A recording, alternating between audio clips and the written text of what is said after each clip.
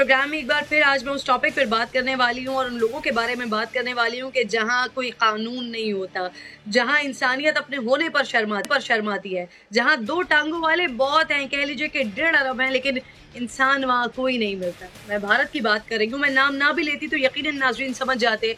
अब वहाँ पर होने क्या जा रहा है, 25 मई को यासीन मलिक, इनको जो झूठे मुकदमात हैं उस पर सजा सुनाई जा रही है 25 मई को। और इस वक्त यासीन मलिक तिहाड़ जेल में है, उसी जेल में है कि जहां पर शहीद मकबूल भट्ट, शहीद अफजल गुरु, ये हुर्रियत रहनुमा जिनको फांसी दी गई और इसी जेल में दफना दिया गया। इनफैक्ट पाकिस्तान की तरफ से एहतजाज जरूर रिकॉर्ड करवा दिया गया है, मुस्तरद किया गया है, भारतीय सफीर को दफ्तर खारजा तलब किया गया है, एहतजाज किया गया है। इस वक्त मुझे यासीन मलिक की अहलिया मिशाल मलिक साहिबा ज्वाइन कर चुकी हैं। जब से वहाँ पर कैद हैं तब से उनकी एक जुस्तजू जारी है कि किसी भी तरीके से कश्मीरियों के लिए, कश्मीरियों की आज़ादी के लिए, उनके हुकूक के लिए काम किया जा सके, आवाज़ उठाई जा सके।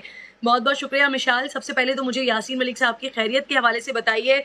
जेल में उन पर तशद्दुद के हवाले से भी खबरें सामने आई हैं, पिछले दिनों भी कुछ तस्वीर सामने आई थी, कोई राब्ता वगैरह हुआ है आपका उनसे? मेरा तो कोई राब्ता नहीं हुआ, बस दिन ब दिन उनकी हालत वीक होती जा रही है। और उनकी आपने आज जो फुटेज आई है 2 साल के बाद उनको देखा है, बहुत वीक हो गए हैं, पहचाने नहीं जा रहे। और ये 3-3.5 सालों के अंदर जो उनका जेल में गुजरा है, उनको 22 फरवरी 2019 को अरेस्ट कर लिया गया था। उसके बाद से लेकर अब तक बहुत दफ़ा उनके ऊपर रिपोर्ट्स आई हैं, उनको फिजिकल टॉर्चर किया गया है, मेंटल टॉर्चर तो बहुत ज़्यादा किया जा रहा है। और हर लिहाज से उनको जो तोड़ने की कोशिश की जा रही है, उनको कैद तन्हाई में रख के, उनको वहाँ पे एक ओपन टॉयलेट है, 5 बाय 7 फीट का वो कमरा है, और उनके साथ जो सलूक किया जा रहा है, कोई मतलब कि दुनिया में कहीं भी हमने नहीं सुना कि किसी भी कैदी के साथ इस तरह किया जा रहा है कि जो कातिल है वही जो है जज बन जाए और वही सरकारी वकील बन जाए और वही फैसला सुनाए और वही मारे भी। तो ये ऐसी घिनौनी साजिश की जा रही है कश्मीरियों के खिलाफ कि जो झूठे उनके खिलाफ मुकदमे यासीन साहब के खिलाफ किए जा रहे हैं, और हमारे से कोई राब्ता अलाउ ही नहीं किया गया इन 3-3.5 सालों के अंदर। एक दफ़ा भी हमने उनकी आवाज़ एज अ वाइफ मैंने नहीं सुनी, ना हमारी बेटी ने। मतलब हमें ना आवाज़ फ़ोन पे बात करने का राइट है, ना उनकी कोई वीडियो कॉन्फ्रेंसिंग का राइट है, ना कोई उनको लेटर भेजने का, ना कोई टेलीग्राम का। किसी सूरत में कोई राब्ता हिंदुस्तान की सरकार ने नहीं अलाउ किया। अच्छा मिशाल, की भारतीय मीडिया को जो मैं देख रही हूँ, प्रोपेगेंडा मशीन्स वहां पर बैठी हुई हैं और उनकी तरफ से एक इस वक्त ग्राउंड ऐसा बनाया जा रहा है। सजा का अनाउंस अभी 25 मई को होना है, लेकिन उससे पहले ग्राउंड ये बनाया जा रहा है कि उम्र कैद की सजा सुनाई जाएगी। इस पर कमेंट कीजिएगा जरा।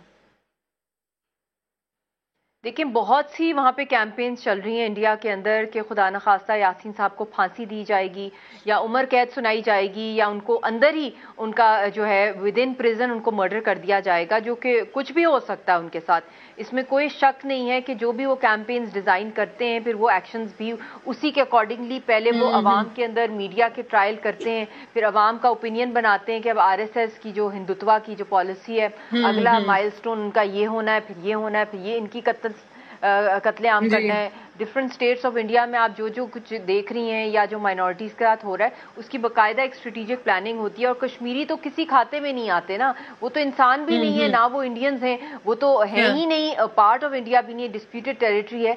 तो वहाँ पे तो कंप्लीट प्लंडरिंग का जो ब्रेकेज ऑफ लॉ हो रही है, ऑफ इंटरनेशनल लॉ और फिर ह्यूमैनिटेरियन लॉ, फिर UN रेजोल्यूशंस, जेनीवा कन्वेंशंस, तो नथिंग इज बीइंग प्रोवाइडेड। अच्छा मुझे ये बताइए, दफ्तर खारजा ने मिसाल इस मामले में शदीद भारत से एहतजाज किया ना, तो आजाद कश्मीर में भी रैलियां निकाली गई हैं इस मामले पर। आपका कोई राब्ता हुआ हुर्रियत क़यादत से वहां पर, आलमी सतह पर, या किसी किस्म का कोई राब्ता हुआ आपका? बिल्कुल, पूरे मुल्क में, पाकिस्तान में भी, आज़ाद कश्मीर में भी और दुनिया भर में एहतजाज हो रहा है, लोग निकल रहे हैं। मैं उन सब से इनकी शुक्रगुजार भी हूँ और मैं उनको साथ साथ अपील करी हूँ कि ये अब सिलसिला एहतजाज का तब तक होना चाहिए जब तक यासीन साहब को वहाँ से ना निकाला जाए और जो हमारे जितने भी कश्मीरी कायदीन हैं उनको ना निकाला जाए। उनकी जानों को सख्त खतरा है, क्योंकि हिंदुस्तान का इस वक्त मिशन ही यही है कि जो बड़ी लीडरशिप है कश्मीरियों की, हक खुद इरादियत की, उनको एलिमिनेट कर दिया जाए, उनको एक्सिक्यूट कर दिया जाए on false charges in fabricated cases. तो ये पाकिस्तान के फॉरेन ऑफिस ने भी जो कॉल ऑन किया है इंडियन डिप्लोमेट को और एहतजाज रिकॉर्ड किया है, that is very good, it's very important.